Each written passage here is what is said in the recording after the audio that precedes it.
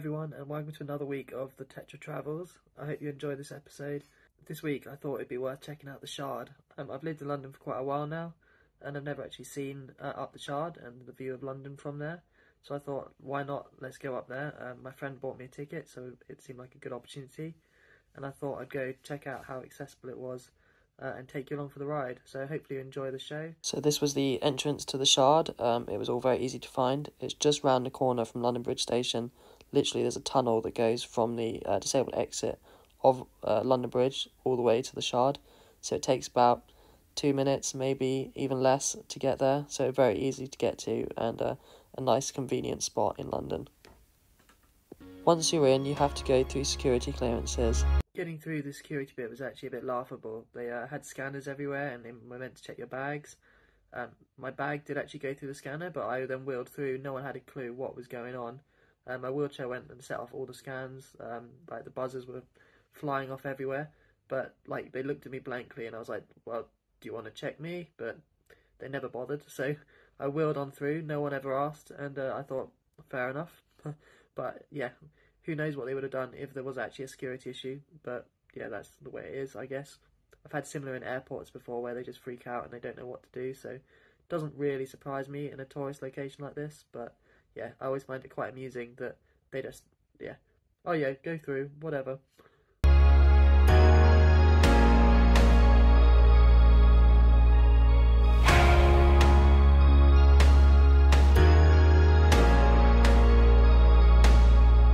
Once through security, you have to go up a series of lifts to get to the top. It takes a little while, but it's not that long.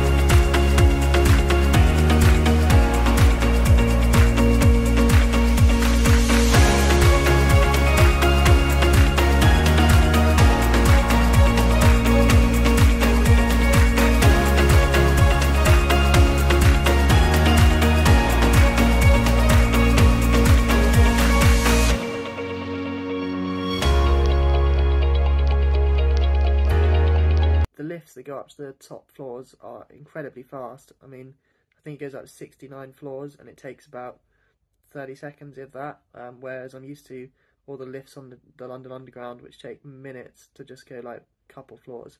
So frankly, those are great. It makes a revelation to actually have some lifts that work. There's a small mezzanine floor that you have to come out into, and you think this is the view, but actually there's another lift that goes up a couple more floors that gives you a better view.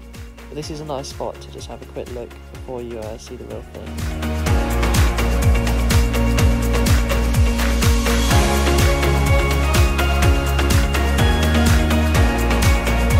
Once you're at the top, the views are great.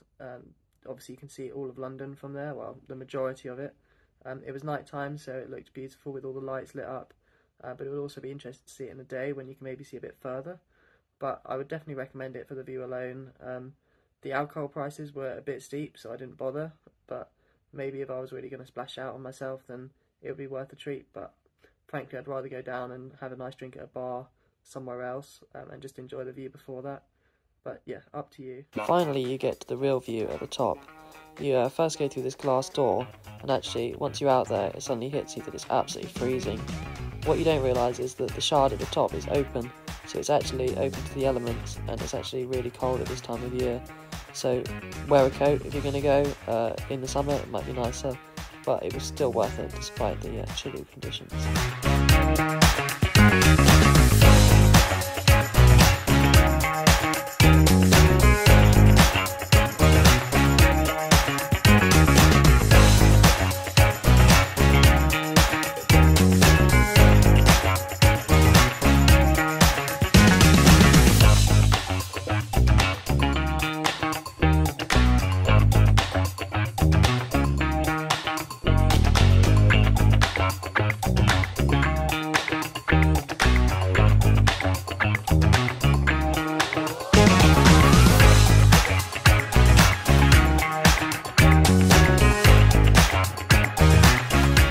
taking in the view, I bumped into this cheeky chappie who I thought was rather cute and cheered me up.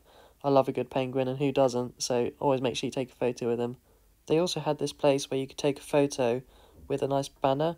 It was meant to have snowfall every 15 minutes, but in the end it turned out to be a bit pathetic, and you couldn't really see it on the camera anyway. It was advertised as, "It's always snowing on the Shard," but really, that's not worth it, so I wouldn't bother. But it was a nice photo anyway. As usual, it's always important to point out what the toilet facilities are like for disabled people. I went and hunted it down, and it was easy to find on the 68th floor. It was actually really good and met most of the criteria that legal requirements should, as you'd expect in a modern building, but often they don't, so I was pleased to see that. After our visit to the Shard, we decided to go for a cheeky kebab. There's a place that I go past quite often, and it always looks nice with a nice little opening to it, so we thought we'd give it a try and see what it was like. It turned out it was actually quite good. It wasn't too greasy, it was nice and flavourful, and a good value, so I'd definitely recommend having a go and getting some decent grub on the way out. It's just around the corner from the station, so about a 2-minute wheel away. Overall, my experience was really good. I think the excess was well thought through. Accessible doors everywhere, the lifts worked, there was a nice toilet, so yeah, thumbs up for that.